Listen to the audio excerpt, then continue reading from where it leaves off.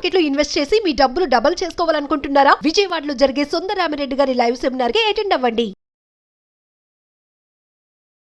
సాధారణంగా అమెరికాలో ఉన్న మన వాళ్ళు ఎవరైతే ఉద్యోగాలు చేయడానికి వెళ్ళారో, చదువుకోవడానికి వెళ్ళారో, వాళ్ళందరూ పెళ్లిళ్ళు చేసుకున్న తర్వాత అక్కడే పిల్లల్ని కనాలని భావిస్తారు. ఎందుకంటే అమెరికా భూమిలో ఆ సాయిల్ మీద పిల్లలు పుడితే వాళ్ళకి బర్త్ రైట్ సిటిజన్షిప్ వస్తాయి. అంటే అక్కడ పుట్టారు కాబట్టి వాళ్ళు అక్కడ సిటిజన్స్ అవుతారు. ఉస్ సోలిస్ అనే కాన్సెప్ట్ ఉంది. అంటే ఆ సాయిల్ మీద పుడితే అక్కడ సిటిజన్స్ అయిపోయినట్లు లెక్క అనమాట. ఎవరైతే ఈ పిల్లలు అక్కడ పుడతారో వాళ్ళు యాంకర్ బేబీస్ అవుతారు. అంటే వాళ్ళ తల్లిదండ్రులకి భవిష్యత్తులో సిటిజన్షిప్ కానీ ఇవన్నీ రావటం ఈజీ అవుద్ది అనమాట. సాధారణంగా అమెరికాలో చాలా మంది వెళ్తుంటారు. టూరిస్టులుగా వెళ్తుంటారు, ఇల్లీగల్గా వెళ్తుంటారు, లీగల్గా వెళ్తుంటారు, చదువుకోవడానికి వెళ్తుంటారు, రకరకాలుగా వెళ్తుంటారు అనమాట.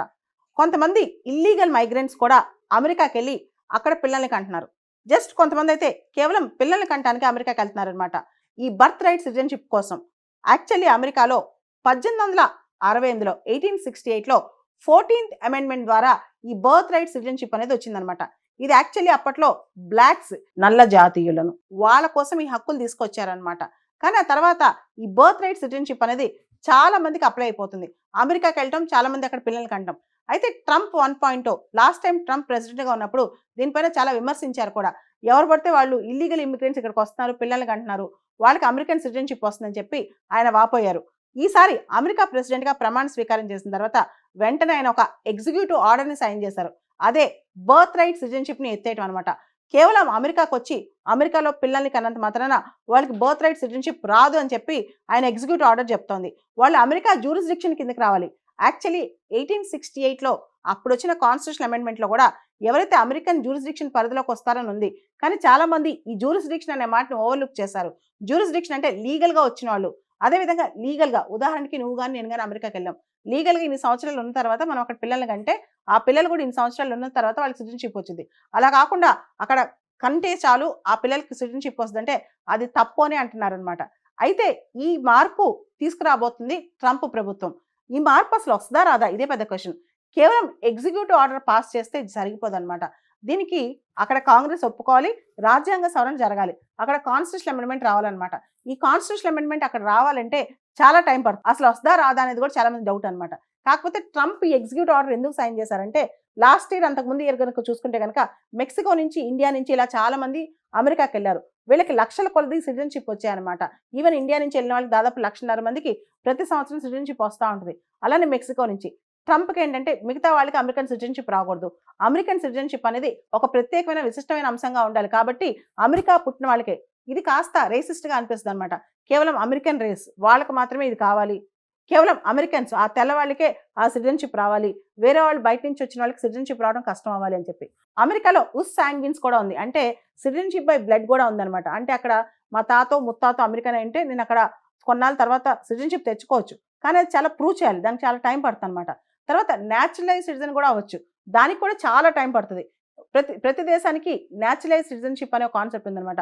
ఆ దేశంలో 10 సంవత్సరాలు 12 సంవత్సరాలు ఆవాసం కలిగి ఉండి, ఆ దేశం యొక్క పాస్పోర్ట్ కలిగి ఉండి, ఆ తర్వాత ఆ దేశంలో మన వ్యాపారం ఏదైనా కలిగి ఉండి, ఇవన్నీ ఉండాలన్నమాట. ఇదంతా అవ్వాలంటే టైం పడుతుంది. ఇప్పుడు ట్రంప్కి ఏంటంటే ఎవరైతే ప్యూర్ అమెరికన్స్ ఉంటారో, లేదా వాళ్ళ తాత ముత్తాతల కాలం నుంచి అమెరికన్ సిటిజన్షిప్ ఉంటుందో, లేదా వాళ్ళ తల్లిదండ్రి చాలా సంవత్సరాల నుంచి అమెరికాలో ఉండి అక్కడ సిటిజన్షిప్ అయ్యి తర్వాత అక్కడ పిల్లల కంటే వాళ్ళకి సిటిజన్షిప్ రావడం, ఇలాంటి మూలాలు ఉన్న వాళ్ళే సిటిజన్షిప్ అవ్వాలి.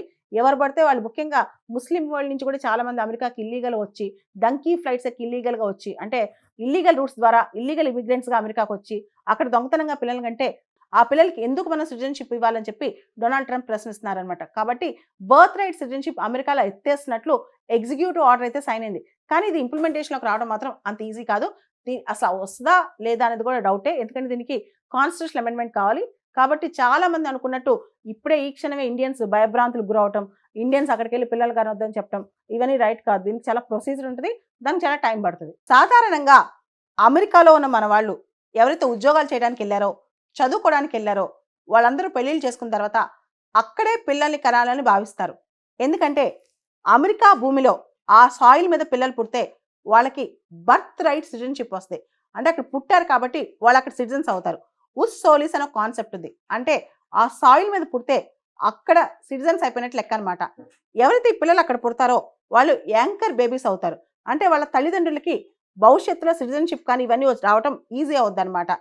సాధారణంగా అమెరికాలో చాలా మంది వెళ్తుంటారు. టూరిస్టులుగా వెళ్తుంటారు, ఇల్లీగల్గా వెళ్తుంటారు, లీగల్గా వెళ్తుంటారు, చదువుకోవడానికి వెళ్తుంటారు, రకరకాలుగా వెళ్తుంటారు అనమాట. కొంతమంది ఇల్లీగల్ మైగ్రెంట్స్ కూడా అమెరికాకి వెళ్ళి అక్కడ పిల్లల్ని కంటున్నారు. జస్ట్ కొంతమంది అయితే కేవలం పిల్లల్ని కంటానికి అమెరికాకి వెళ్తున్నారు అనమాట. ఈ బర్త్ రైట్ సిటిజన్షిప్ కోసం. యాక్చువల్లీ అమెరికాలో 1868లో 1868లో 14th అమెండ్మెంట్ ద్వారా ఈ బర్త్ రైట్ సిటిజన్షిప్ అనేది వచ్చిందనమాట. ఇది యాక్చువల్లీ అప్పట్లో బ్లాక్స్, నల్ల జాతీయులను వాళ్ళ కోసం ఈ హక్కులు తీసుకొచ్చారనమాట. కానీ ఆ తర్వాత ఈ బర్త్ రైట్ సిటిజన్షిప్ అనేది చాలా మందికి అప్లై అయిపోతుంది. అమెరికాకి వెళ్ళటం, చాలా మంది అక్కడ పిల్లల్ని కంటాం. అయితే ట్రంప్ 1.0 లాస్ట్ టైం ట్రంప్ ప్రెసిడెంట్గా ఉన్నప్పుడు దీనిపైన చాలా విమర్శించారు కూడా.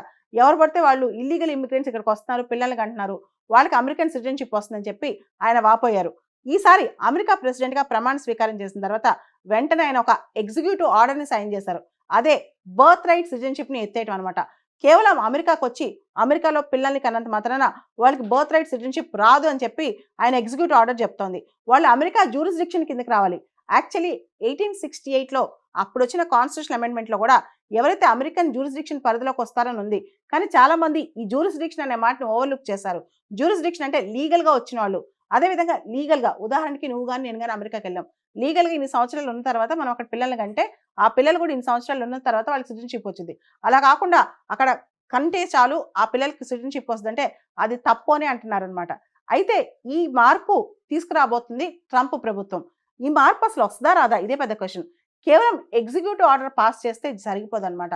దీనికి అక్కడ కాంగ్రెస్ ఒప్పుకోవాలి, రాజ్యాంగ సవరణ జరగాలి, అక్కడ కాన్స్టిట్యూషన్ అమెండ్మెంట్ రావాలన్నమాట. ఈ కాన్స్టిట్యూషన్ అమెండ్మెంట్ అక్కడ రావాలంటే చాలా టైం పడుతుంది. అసలు వస్తుందా రాదా అనేది కూడా చాలా మంది డౌట్ అనమాట. కాకపోతే ట్రంప్ ఈ ఎగ్జిక్యూటివ్ ఆర్డర్ ఎందుకు సైన్ చేశారంటే లాస్ట్ ఇయర్, అంతకుముందు ఇయర్ కనుక చూసుకుంటే కనుక మెక్సికో నుంచి, ఇండియా నుంచి ఇలా చాలా మంది అమెరికాకి వెళ్ళారు. వీళ్ళకి లక్షల కొలది సిటిజన్షిప్ వచ్చాయన్నమాట. ఈవెన్ ఇండియా నుంచి వెళ్ళిన వాళ్ళకి దాదాపు 1,50,000 మందికి ప్రతి సంవత్సరం సిటిజన్షిప్ వస్తూ ఉంటుంది. అలానే మెక్సికో నుంచి. ట్రంప్కి ఏంటంటే మిగతా వాళ్ళకి అమెరికన్ సిటిజన్షిప్ రాకూడదు. అమెరికన్ సిటిజన్షిప్ అనేది ఒక ప్రత్యేకమైన విశిష్టమైన అంశంగా ఉండాలి. కాబట్టి అమెరికా పుట్టిన వాళ్ళకే ఇది కాస్త రేసిస్ట్గా అనిపిస్తుంది అనమాట.